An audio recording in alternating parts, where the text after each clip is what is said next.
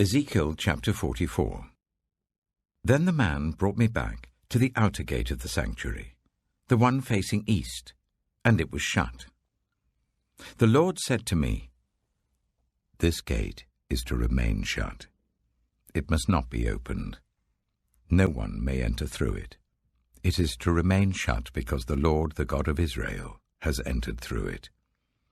The prince himself is the only one who may sit inside the gateway to eat in the presence of the Lord. He is to enter by way of the portico of the gateway and go out the same way." Then the man brought me by way of the north gate to the front of the temple. I looked and saw the glory of the Lord filling the temple of the Lord, and I fell face down. The Lord said to me, "Son of man, look carefully.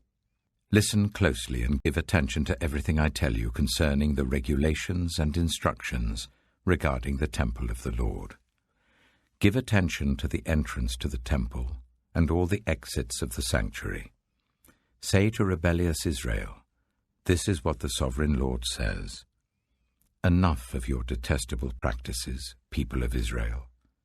In addition to all your other detestable practices, you brought foreigners, uncircumcised in heart and flesh, into my sanctuary, desecrating my temple, while you offered me food, fat and blood, and you broke my covenant. Instead of carrying out your duty in regard to my holy things, you put others in charge of my sanctuary. This is what the sovereign Lord says. No foreigner, uncircumcised in heart and flesh, is to enter my sanctuary, not even the foreigners who live among the Israelites. The Levites, who went far from me when Israel went astray, and who wandered from me after their idols, must bear the consequences of their sin.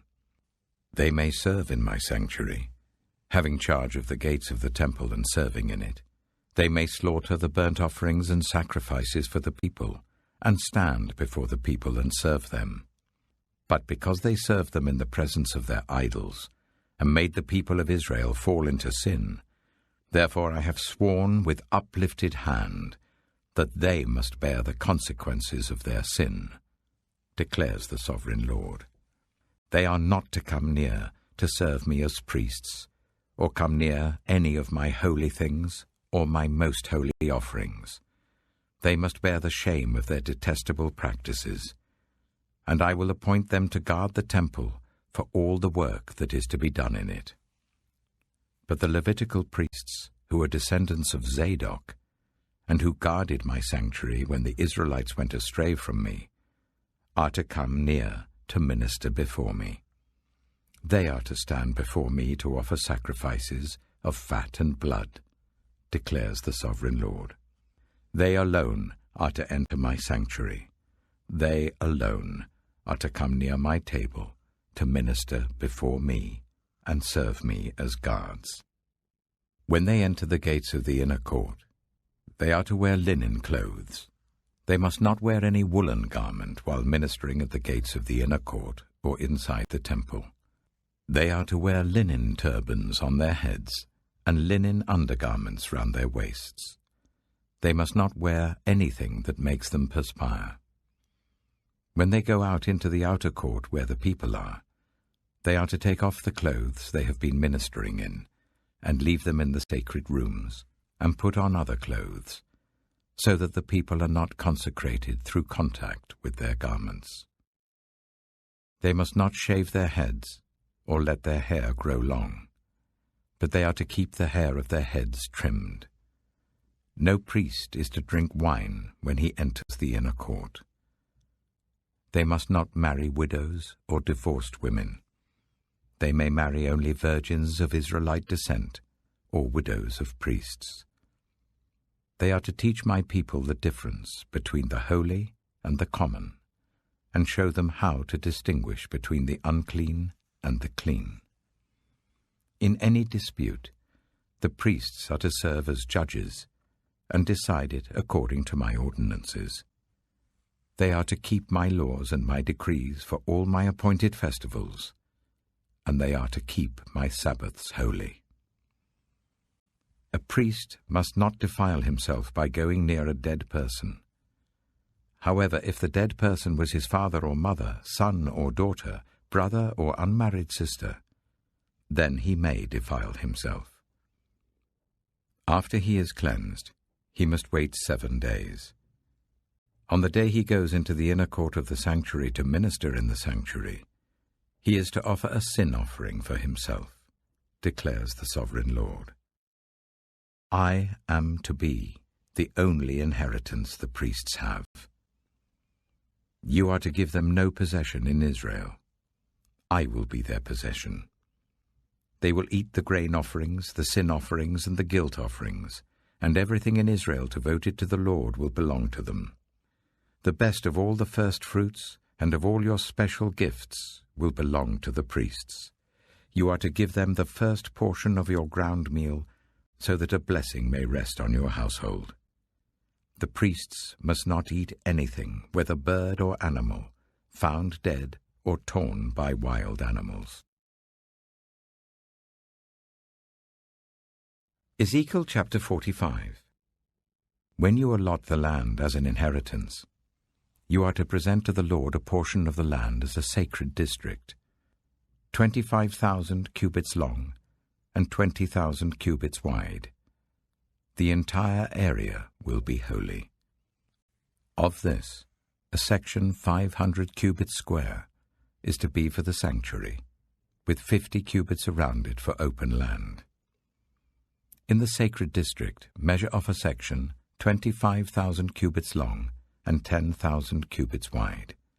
In it will be the sanctuary, the most holy place.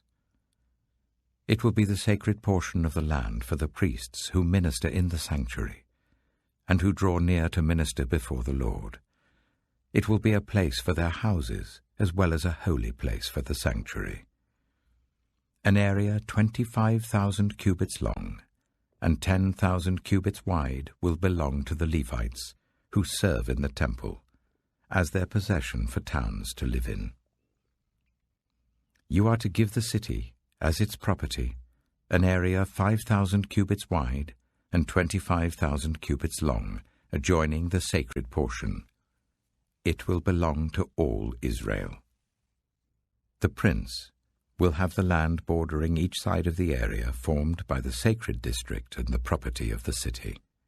It will extend westward from the west side and eastward from the east side, running lengthwise from the western to the eastern border, parallel to one of the tribal portions. This land will be his possession in Israel. And my princes will no longer oppress my people, but will allow the people of Israel to possess the land according to their tribes. This is what the Sovereign Lord says. You have gone far enough, princes of Israel. Give up your violence and oppression, and do what is just and right. Stop dispossessing my people, declares the Sovereign Lord. You are to use accurate scales, an accurate ephah, and an accurate bath. The ephah and the bath are to be the same size, the bath containing 1/10 of a homer, and the ephah 1/10 of a homer. The homer is to be the standard measure for both. The shekel is to consist of 20 gerahs, 20 shekels plus 25 shekels plus 15 shekels equal 1 minnah. This is the special gift you are to offer.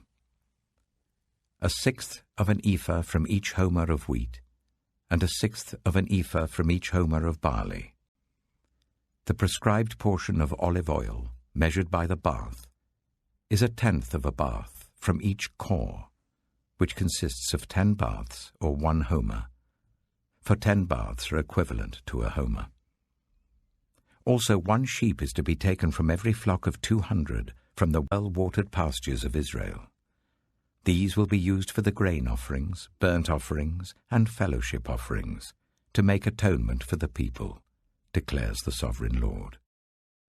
All the people of the land will be required to give this special offering to the prince in Israel. It will be the duty of the prince to provide the burnt offerings, grain offerings, and drink offerings, at the festivals, the new moons, and the Sabbaths, at all the appointed festivals of Israel. He will provide the sin offerings, grain offerings, burnt offerings, and fellowship offerings to make atonement for the Israelites. This is what the Sovereign Lord says. In the first month, on the first day, you are to take a young bull without defect and purify the sanctuary. The priest is to take some of the blood of the sin offering and put it on the doorposts of the temple, on the four corners of the upper ledge of the altar, and on the gateposts of the inner court. You are to do the same on the seventh day of the month for anyone who sins unintentionally or through ignorance. So you are to make atonement for the temple. In the first month, on the 14th day, you are to observe the Passover, a festival lasting 7 days, during which you shall eat bread made without yeast. On that day, the prince is to provide a bull as a sin offering for himself and for all the people of the land. Every day, during the 7 days of the festival, he is to provide 7 bulls and 7 rams without defect as a burnt offering to the Lord, and a male goat for a sin offering. He is to provide as a grain offering an ephah for each bull and an ephah for each ram, along with a hin of olive oil for each ephah. During the 7 days of the festival, which begins in the 7th month on the 15th day, he is to make the same provision for sin offerings, burnt offerings, grain offerings, and oil.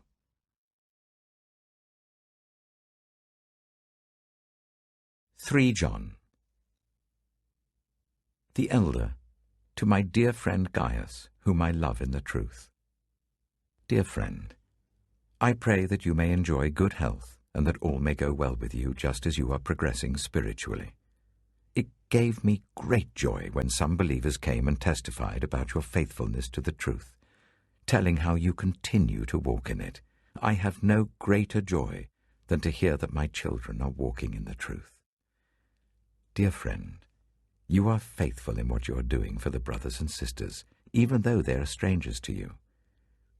They have told the church about your love. Please send them on their way in a manner that honors God. It was for the sake of the name that they went out, receiving no help from the pagans. We ought therefore to show hospitality to such people, so that we may work together for the truth. I wrote to the church, but Diotrephes, who loves to be first, will not welcome us. So when I come, I will call attention to what he's doing, spreading malicious nonsense about us. And not satisfied with that, he even refuses to welcome other believers. He also stops those who want to do so and puts them out of the church. Dear friend, do not imitate what is evil, but what is good. Anyone who does what is good is from God. Anyone who does what is evil has not seen God. Demetrius is well spoken of by everyone, and even by the truth itself. We also speak well of him, and you know that our testimony is true. I have much to write to you, but I do not want to do so with pen and ink. I hope to see you soon, and we will talk face to face. Peace to you. The friends here send their greetings. Greet the friends there by name.